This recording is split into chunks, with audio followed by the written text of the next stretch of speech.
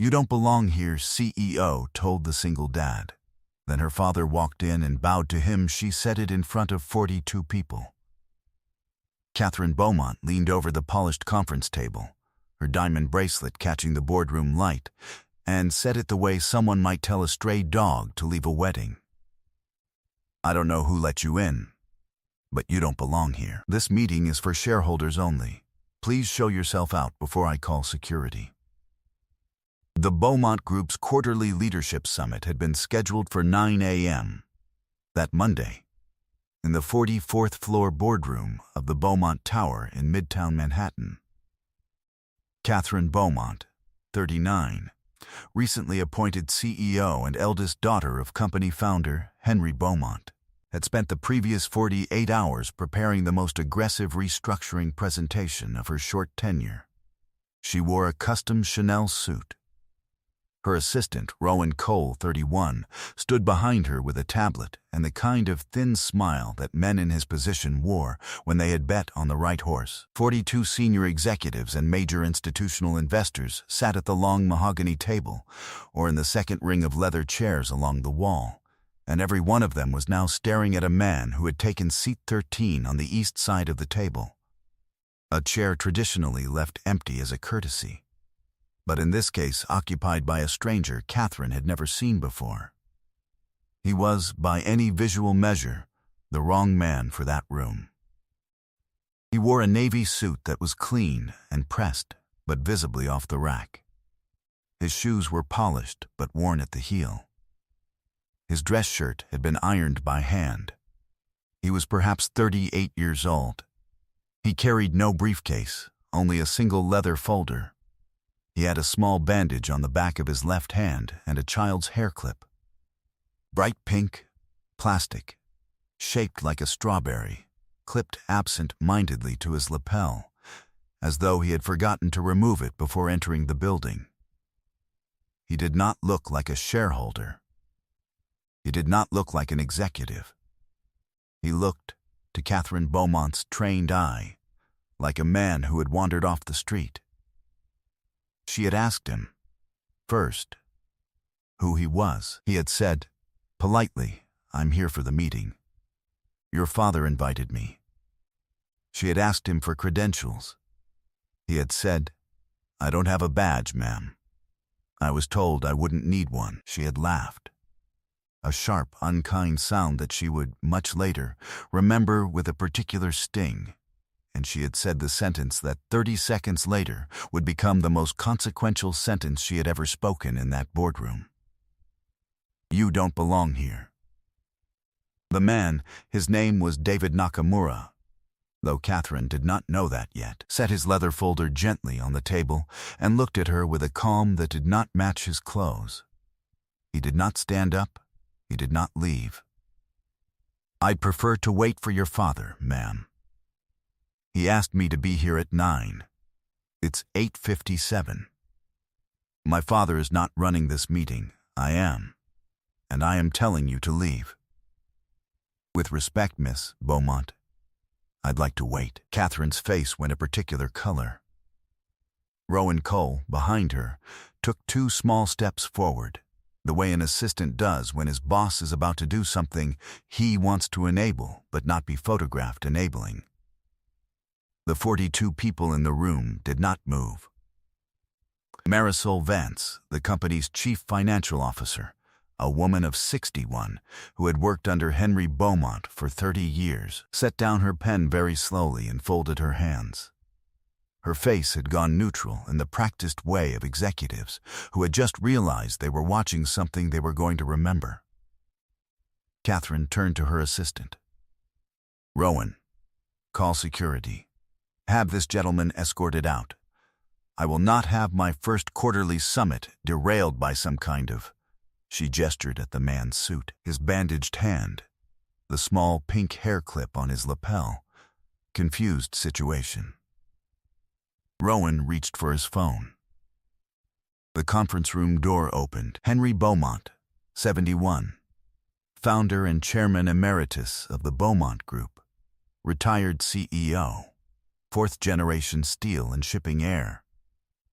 The man whose name was etched on the lobby of the building and on 3 university libraries, and on the bow of a destroyer in the Pacific Fleet, walked into the boardroom with his cane and his perfectly tailored gray suit, and the quiet, deliberate posture of a man who had built things with his hands before he had ever built them with money. He stopped 2 steps inside the door. He saw the man in the off-the-rack suit at seat 13, and Henry Beaumont, who had not bowed to another human being in 53 years, not since his own father's funeral in 1971, put his cane against the doorframe, straightened his back, and bowed at the waist, deeply and slowly, the kind of bow that men of his generation only made to one of 2 things: to the dead, or to a debt they could never repay. The room went silent. Catherine Beaumont's mouth opened and stayed open. David Nakamura stood up from his chair. He did not bow back. He just inclined his head a small fraction and said, in the same calm voice, "Mr. Beaumont, thank you for the invitation." "Mr. Nakamura." Henry's voice was rough. "I'm sorry I'm late. The traffic on Park Avenue was..." He glanced then for the first time at his daughter, at the assistant with the phone in his hand, at the 42 faces around the table, at the small pink hair clip on David Nakamura's lapel. And Henry Beaumont, who had not raised his voice in a board meeting in 26 years, said the second most consequential sentence ever spoken in that room. "Catherine, what have you done?" What Catherine Beaumont did not know was that the man she had just tried to throw out was the reason the Beaumont Group still existed. 6 years earlier, an engineer named David Nakamura had walked into a different conference room in this same building and, in 19 minutes, had identified a structural design flaw in the company's flagship shipping vessel, a flaw that would have killed a full crew on its maiden voyage and ended a 116-year-old family business in lawsuits and criminal liability. David Nakamura had refused the company's $14 million finder's fee and taken instead a single concession: a standing seat at any meeting Henry Beaumont personally invited him to, for as long as either of them was alive. By Friday morning, 4 people in that boardroom would no longer be employed at the Beaumont Group, and the smallest one, a man with a pink strawberry hair clip on his lapel, would have restructured the trajectory of the company more decisively than any of Catherine's prepared slides could have. But for now, David Nakamura just sat back down in his chair, and the silence in the boardroom had a weight to it that no one present would ever forget. 3 hours earlier, David Nakamura had been making waffles for his daughter. Her name was Maya. She was 6. She had Down syndrome and a heart condition that had required 2 open-heart surgeries before her 4th birthday, and she had the most stubborn opinions about waffles of any human being David had ever met. They had to be slightly crispy on the outside. The syrup had to be on the side, not poured on top. The blueberries had to be picked off and arranged in a circle on the plate before any eating could occur. "Routines, Daddy." It was the 3rd complete sentence she had ever learned, and she used it like a small judge, using a gavel. "Routines, Daddy." Routines. He had made the waffles. He had arranged the blueberries. He had brushed her hair, badly, and clipped her favorite pink plastic strawberry into the side of her ponytail. He had forgotten, completely forgotten, to take the matching second clip off his own lapel where Maya had attached it that morning while inspecting his suit.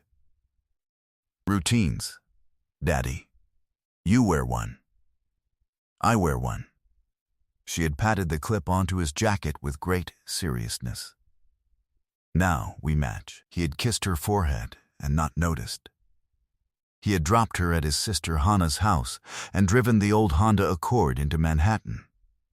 He had walked into the lobby of the Beaumont Tower at 8:45 a.m.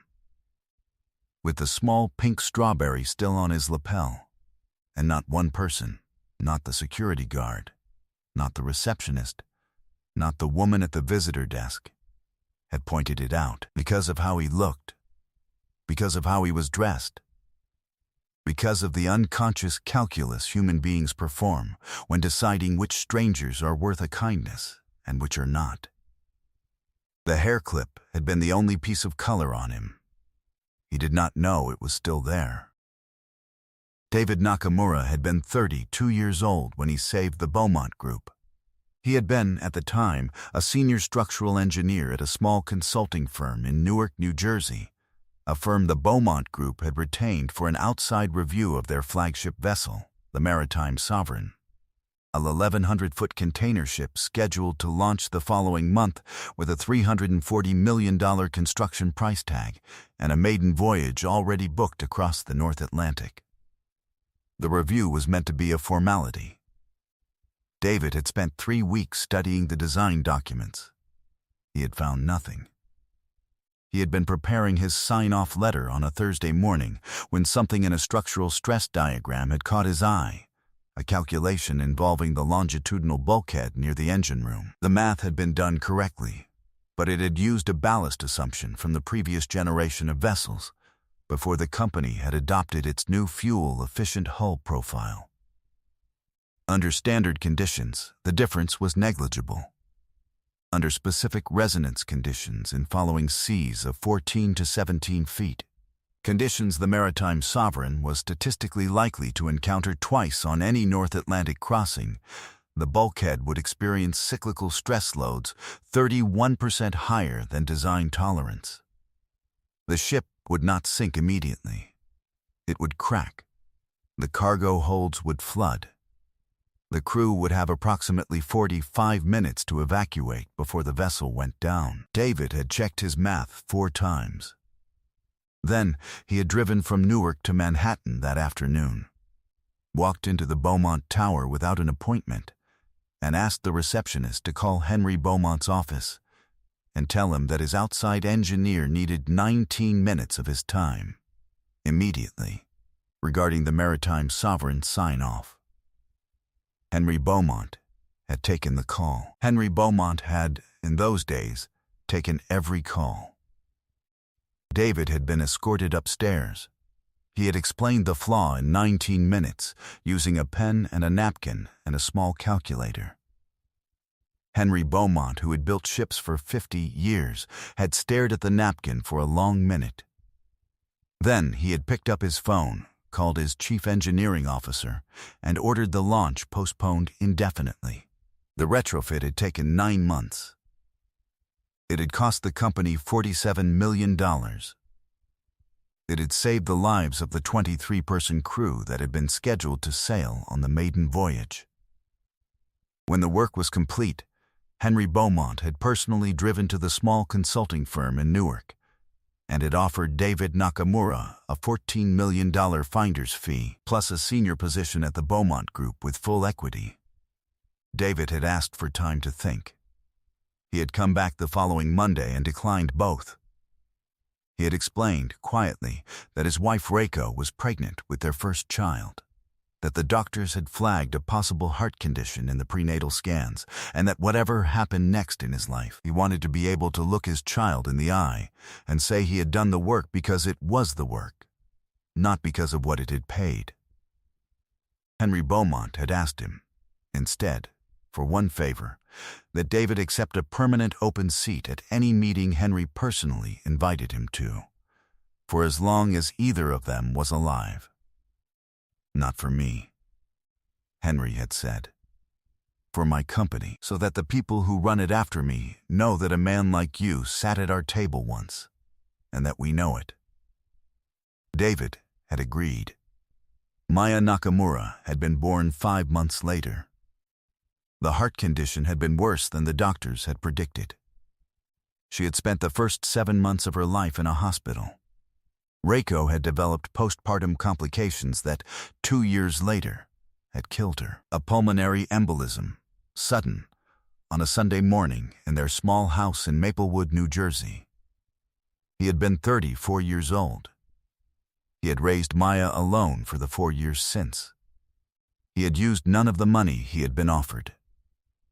He had continued to work as a senior structural engineer at the same firm in Newark on a flexible 30-hour schedule, so he could make Maya's therapy appointments, her cardiology checkups, and her specialized preschool. He owned a 3-bedroom house in Maplewood outright, paid for by his wife's life insurance. He did not vacation. He did not socialize. He raised his daughter. He answered the occasional invitation from Henry Beaumont because Henry had asked, and because David had given his word. He had not been to a Beaumont Group event in 2 years. He had been about to decline the invitation to the quarterly summit when Henry had written a personal note on the bottom of the invitation. Catherine has been appointed CEO. I want her to meet you. David had agreed to come. The boardroom did not move.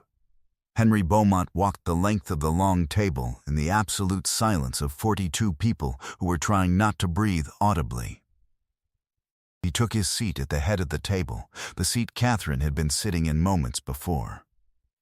Catherine, who had not moved, looked at her father with an expression that could not decide whether to be furious or terrified, and settled, ultimately, on a small flat smile that meant neither. Dad, her voice was bright. Brittle, welcome. I was just clarifying with our guest that the summit is for shareholders only. I'm sure he understands that, Catherine. Henry did not look at her. He was looking at the small pink strawberry hair clip on David Nakamura's lapel, and a strange, soft expression had passed across his face. How old is Maya now, David? 6, sir. She turned 6 in April. And she's well? Her heart? She's well. We had her annual workup last month. The repair is holding. The cardiologist used the word thriving. I haven't stopped hearing it. Henry Beaumont, billionaire, founder, 4th-generation industrialist, the man on the bronze plaque in the lobby, closed his eyes for 1 second and then opened them. I am so glad to hear that, David. I think about her, you know. Catherine, do you know who Mr. Nakamura is? Catherine's smile did not move. I'm sure he's a very important. Catherine, I am asking you a direct question. Do you know who he is? No, Dad, I don't.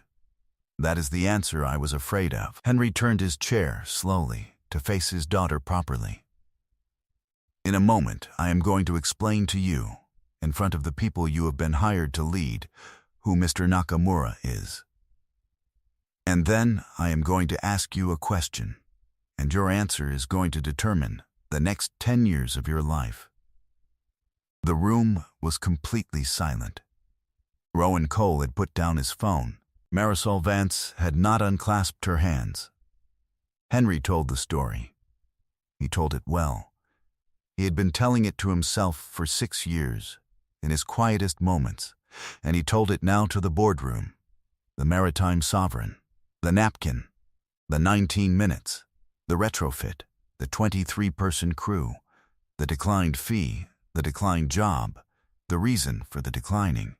He told them about Reiko. He told them about Maya. He told them about the standing invitation. He did not tell them about the strawberry hair clip, David, when Henry's eyes had flickered to the lapel, had finally noticed it and had unclipped it quietly and placed it on the table in front of him. And several executives, Marisol Vance among them, had developed a sudden urgent need to clear their throats. When Henry was finished, he turned to his daughter. Catherine, the question is this. When you looked at Mr. Nakamura, you saw a man who you decided did not belong in this room. I am asking you, in front of the people you have been hired to lead, to explain to all of us, in your own words, how you decided that. Catherine Beaumont's mouth opened. Closed. Opened. Dad. Not Dad. Miss Beaumont, this is a board meeting. Please address me appropriately and answer the question.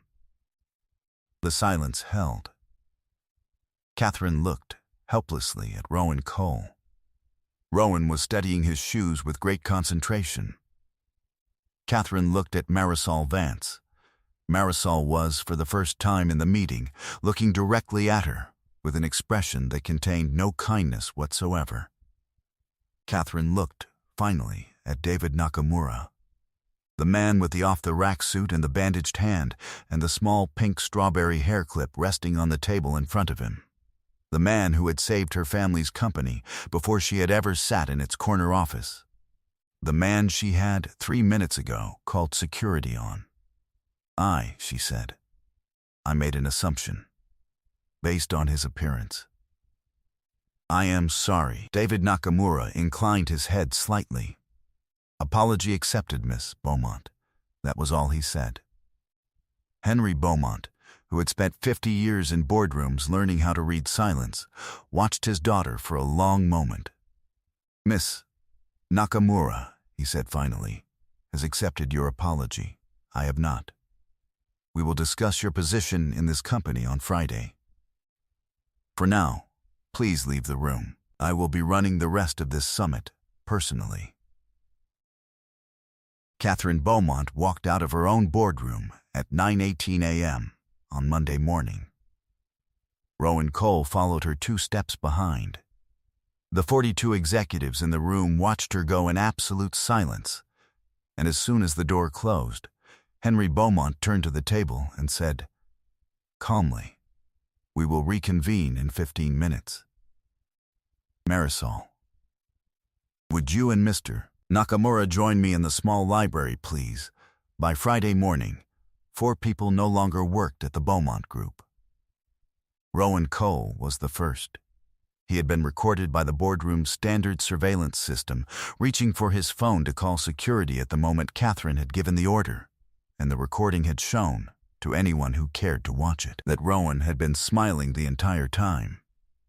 Henry's general counsel walked him out of the building by 10:15 that same morning, with a statutory minimum severance and a non-disparagement agreement so tightly written that any attempt to spin the events of Monday in his own favor would result in the company pursuing him for breach.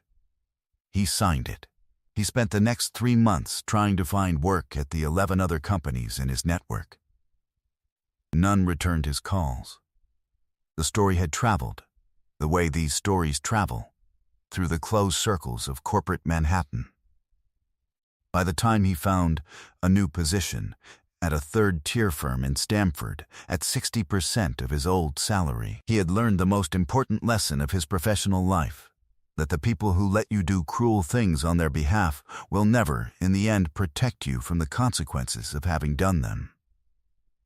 The other 2 were a regional vice president named Bradford Hale, who had laughed audibly when Catherine had made the confused situation comment and had not had the sense to stop, and a junior legal associate named Cynthia Eng, who had been new enough to the company that she had not yet learned that you do not, under any circumstances, smirk at your CEO's father.